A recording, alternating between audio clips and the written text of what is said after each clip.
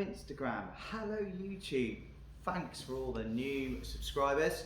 Amazing. I can't believe the journey I'm going on now. It's amazing. Obviously means I'm doing something really good, and also yeah, thank you guys, it means a lot. So don't forget to subscribe if you're watching this short clip, like, spread the word, comment. I'm just going to show you the sanding brand that I use with my Festool Rotex 150. I'm just going to grab the box now. These are ceramic discs, and I keep them in this cool box. So what I find in my workshop is it's very cold, so I keep all my sanding discs in this box so they don't go all funny. I know there's some guys out there who've got some really cool workshops that have got nice heating and stuff like that. I don't have heating. This is like being outside. It's about 6 degrees in here. So I keep all my pads in here. So basically I started with a 40 grit, that was my video yesterday, and that cleans off all the unwanted resin you don't want. And then I used a 60 grit on my handheld grinder, which is also available from most sanding suppliers. E-Abrasives don't do the 4-inch grinder discs like that, but they do specialise in the 150 ceramic pads, which I've shown in a few videos before. They are unbelievable. I have literally cut my sanding wastage down by about 80%. One sort of ceramic disc will do each stage of the sanding process, where before I was using 8 to 9 of previous brands. So don't forget to give Barry a call. That's ebrasives.com. Very helpful, and next day delivery, I believe. So yeah, so it's had 40, it's had 60, it's now going to have 80 on the belt sander. And then once it's had the 80, then I go over to 150, which is what it's had, sorry, beg your pardon. So it's now at 150, so I'm now going to go to 180, 240, then from 240 I'm going to bounce right up to 400, because then I'm only going to concentrate on the resin, not the actual timber, because once 240 on oak, that's enough for it to be a piece of glass. So yeah, enjoy the rest of this video. I'm not going to do any talking, I'm just going to do some sanding. You can watch me sand this table. What I love about the Festool is literally almost like buff on, buff off. Very simple. Because it's Velcro. As simple as that, and that is on there. It's always good to maintain your Rotex or any other branded sander. The amount of hours you spend sanding, and you don't give it an airline clean out, and you don't give it a bit of spray, you wonder why it sounds funny. So yeah, basically I'm going to start down this end and then work my way along. See what's ideal about the trolleys? Fantastic.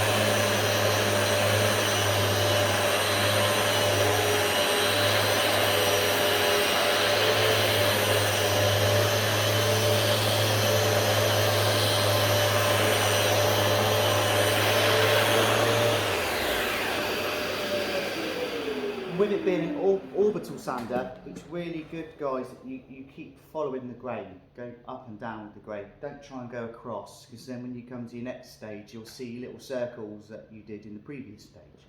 So it's always good to go up and down the grain. I say it in all my other videos, it's just really helpful that you follow the grain, because it's just less sanding otherwise.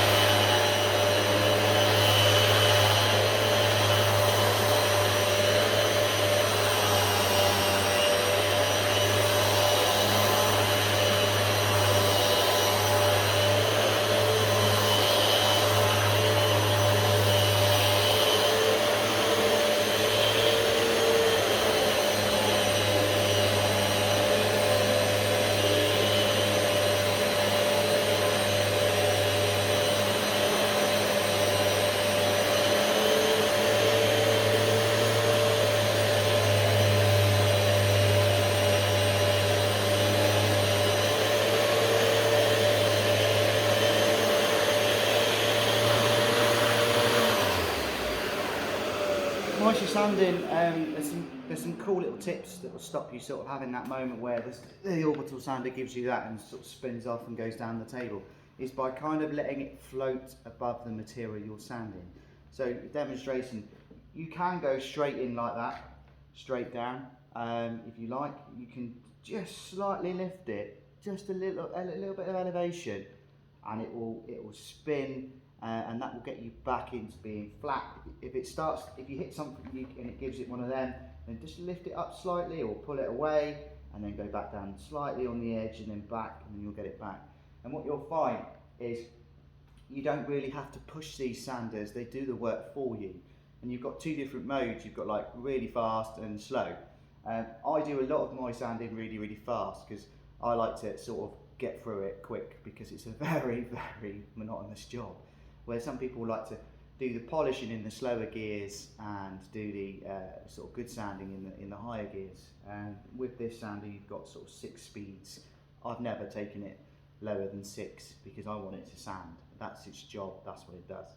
So you'll see me always in high gear.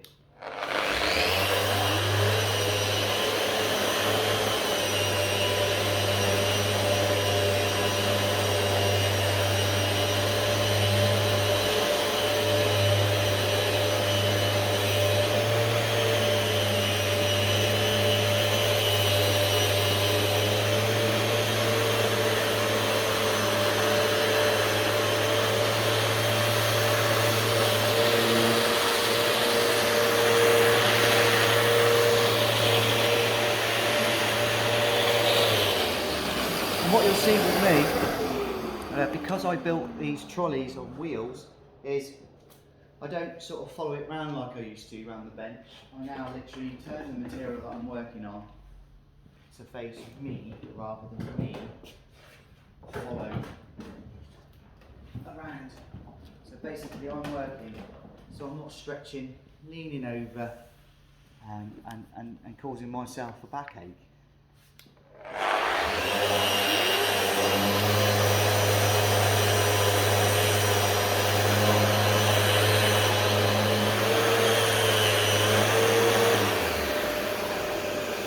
I'll just show you guys on the GoPro what I mean about by just slightly sort of elevating the sander as you're doing it, because you can really get out some really sort of fine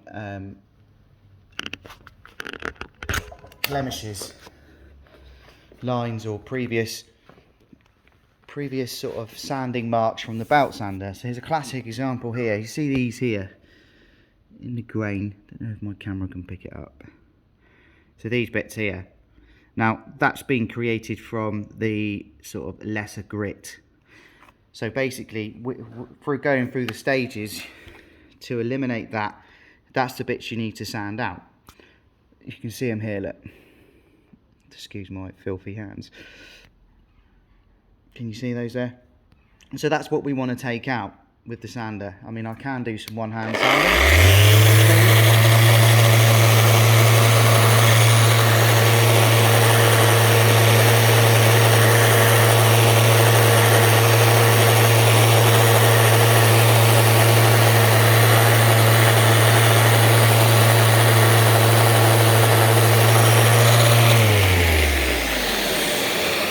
That was me sort of elevating the sanding pad slightly up like that, and what that means is you can just concentrate on that little area rather than the whole pad. Yes, you can see there's a little bit of sawdust created from that, but that is the best way of getting the lines out of your tables. So that's how, and that's what I'm doing if you're wondering if you can't see. The reason I don't put the camera on the table I'm sanding is because it's really wobbly. So I'll put it back on its stand, carry on, and now you can see what I'm doing. So I'll move that there like that, guys and girls. You should be able to see what I'm doing. If it falls over, I'm really sorry. So yeah, basically what I'm doing now is taking out all those little lines.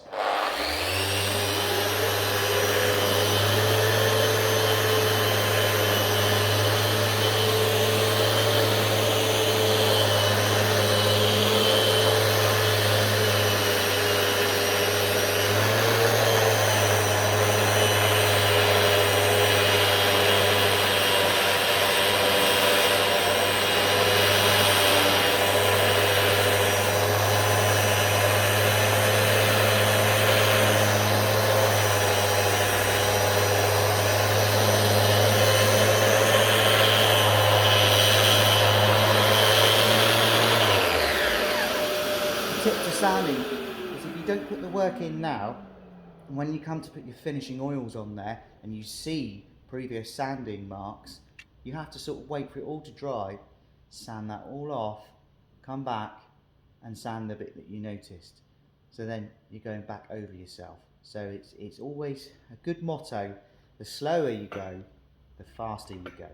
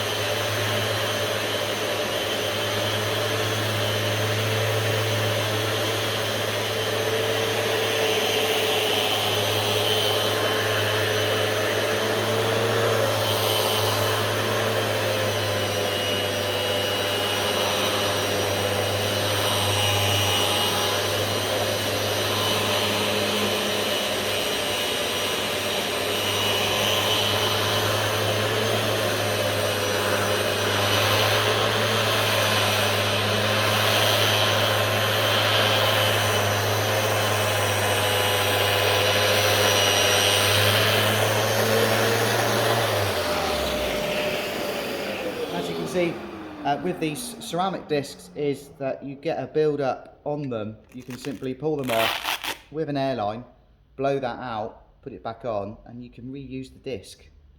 They are fantastic. So yeah, that's at now 180. You can see there's not much dust. There is on the resin, but there's not much dust on the oak. That's already really smooth. So I'm now going to take it to 240 on the oak, and then you'll watch me then go onto a different type of pad for the polishing of the resin.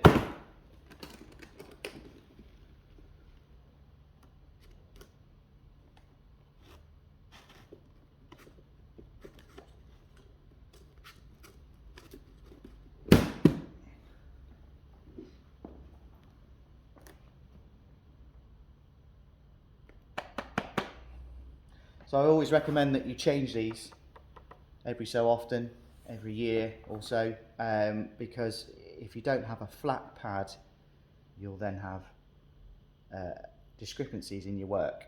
So always look after your tool. Basically what I'm saying is you maintain your tools and they will look after you.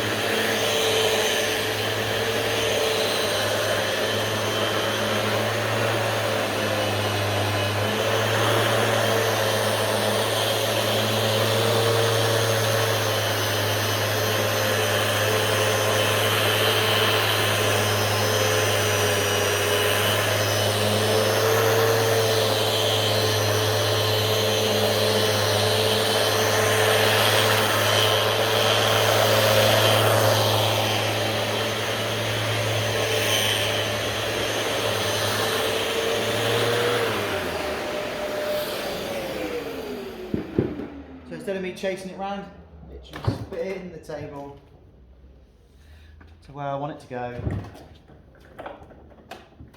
I'm not chasing it around the table.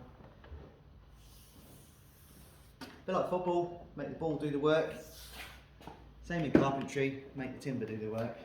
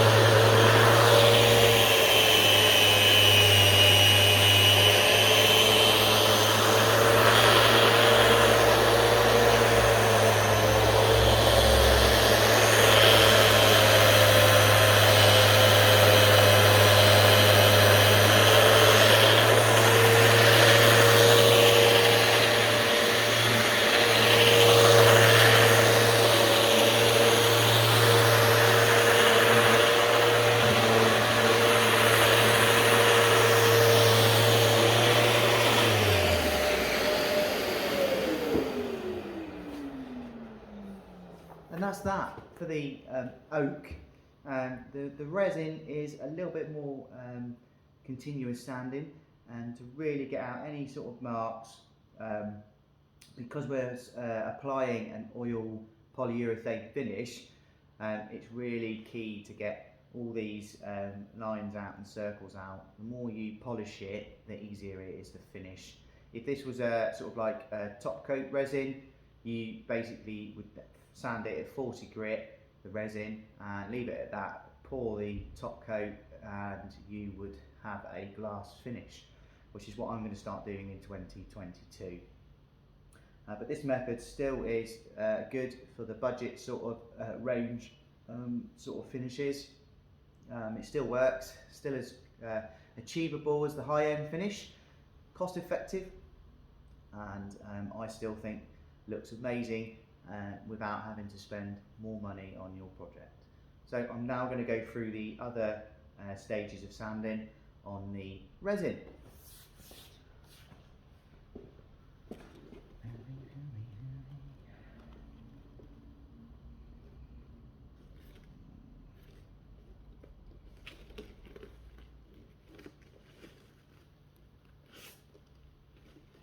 So this one is a 400. It's not ceramic now. Paper cloth back.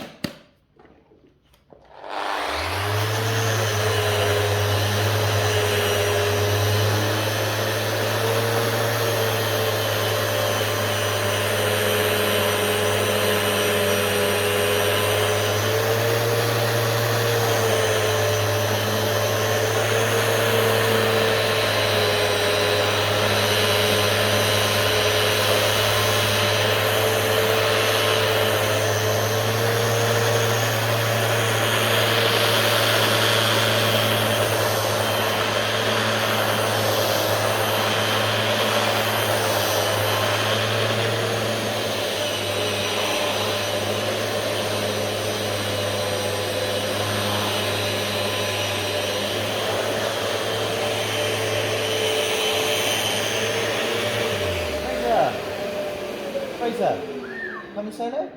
Come on then. Come on, Fraser. coming in? Don't know if you can see Fraser. Is he there? You right, boy? Workshop dog. Right, boy, what are you up to? And then just keep on going with your sanding.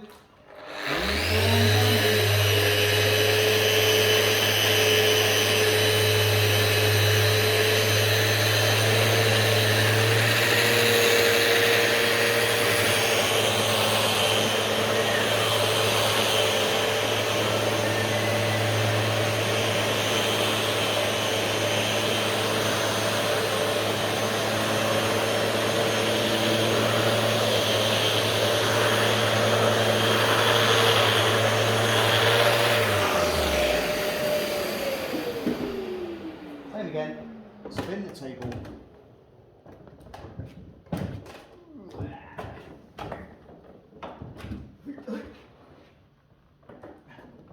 Done that before once and nearly slid the thing right off. Because I always finish the bottoms as good as the tops. That's my little signature, because I think, you know,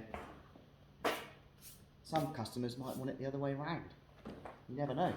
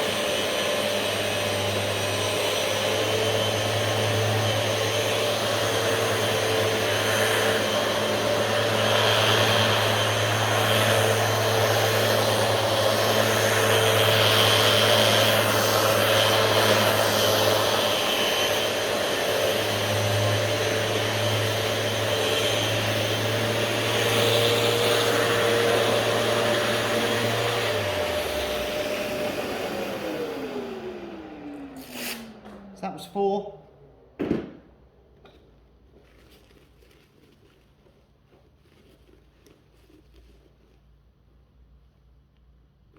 Then I go to 600. Same again.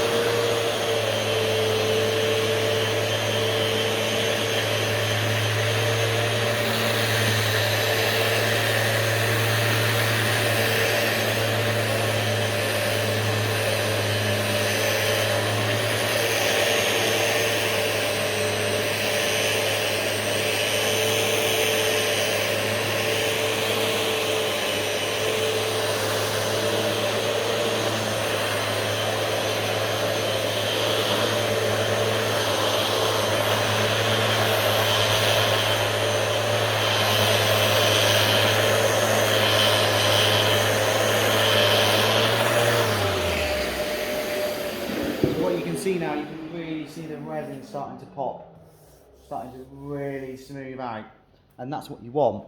You don't want any sort of discrepancies in there, so you can really see it starting to come through, because of the method of using a polyurethane finish. You could stand here for hours buffing it. There's several guys on the YouTube world that do that, and that's how they achieve their looks. Everyone's different, but I think that is the best method for me anyway. Cost effective method.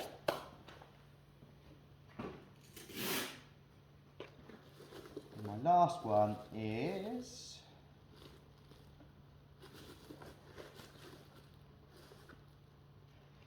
Mr. 800.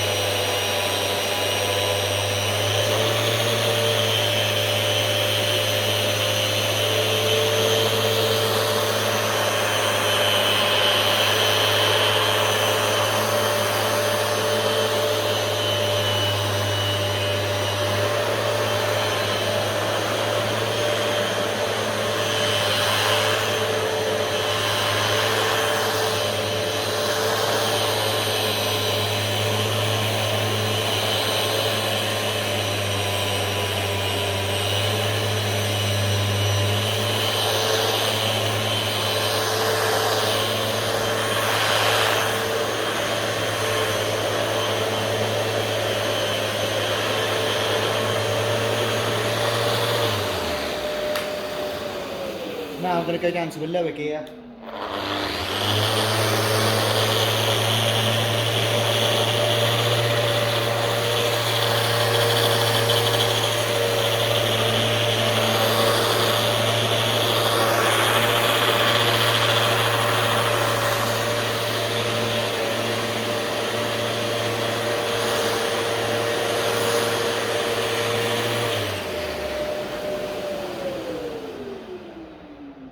As you can see, look at that. Change the pad on the lower gear.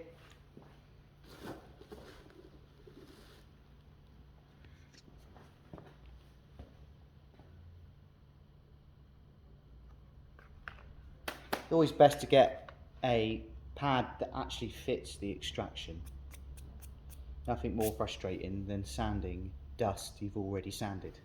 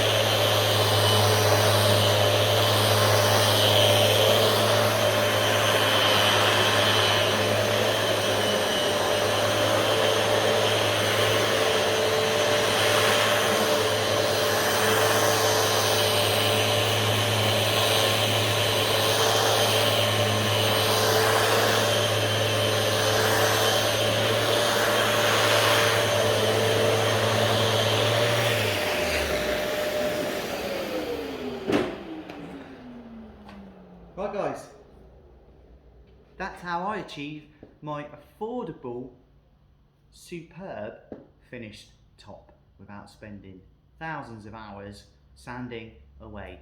So that's how you do it guys, that's how you turn a piece of oak into a beautiful, stunning, inexpensive worktop. Thanks for watching guys, don't forget to like, don't forget to subscribe, and remember, the slower you go, the faster you go. Thanks for watching.